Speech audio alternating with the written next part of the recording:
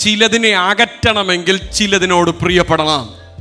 ദൈവകൃപയിൽ ശരണപ്പെടുമ്പോൾ, പരിശുദ്ധാത്മാവിൻ്റെ സാന്നിധ്യത്തിന് വേണ്ടി വാഞ്ചിക്കുമ്പോൾ, അവൻ ദൈവകൃപയ്ക്കായിട്ട് അവൻ ഏൽപ്പിച്ചു കൊടുക്കുമ്പോൾ ചിലതൊക്കെ പുറത്തു പോകും. രണ്ടും കൂടെ ഒരുമിച്ച് നിൽക്കത്തില്ല. നമുക്ക് രണ്ട് പക്ഷത്ത് നിൽക്കാൻ പറ്റില്ല. ഒന്നുകിൽ ഭരണപക്ഷം, ഇല്ലെങ്കിൽ പ്രതിപക്ഷം. ദൈവരാജ്യത്തിലും ലോകത്തിലും ഒരുമിച്ച് പോകാൻ പറ്റത്തില്ല. ഒന്നുകിൽ ദൈവരാജ്യം, ഇല്ലെങ്കിൽ ലോകം. ദൈവരാജ്യത്തിൽ നിൽക്കണമെങ്കിൽ അവൻ്റെ വചനത്തിൽ സന്തോഷിക്കണം. ആമേൻ. അവൻ്റെ വചനത്തിൽ സന്തോഷിക്കുമ്പോൾ ചിലതിനെ വിട്ട് കളഞ്ഞു പോകും. Price the Lord.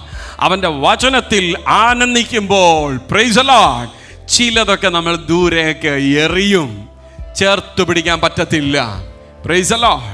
ഇതാ കർത്താവിനെ കൈക്കൊണ്ടാലുള്ള പ്രത്യേകതയാതാ. രണ്ടും കൂടെ പോകത്തില്ലെന്നേ. Price the Lord.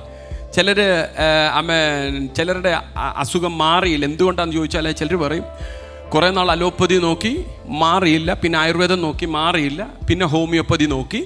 അവരെല്ലാ പതികളും ഇങ്ങനെ മാറി മാറി നോക്കി പൊയ്ക്കൊണ്ടിരിക്കുക. ഒന്നും നടക്കുന്നില്ല.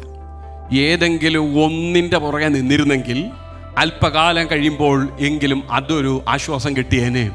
Price the lord. ആമേൻ. ദൈവവചനത്തിൽ സന്തോഷിക്കുന്നവന് വേറൊന്നിൽ സന്തോഷിക്കാൻ പറ്റത്തില്ല. ദൈവകൃപയിൽ ആനന്ദം കണ്ടെത്തിയവന് മറ്റൊന്നിലും ഒരു സന്തോഷം കണ്ടെത്താൻ പറ്റത്തില്ല.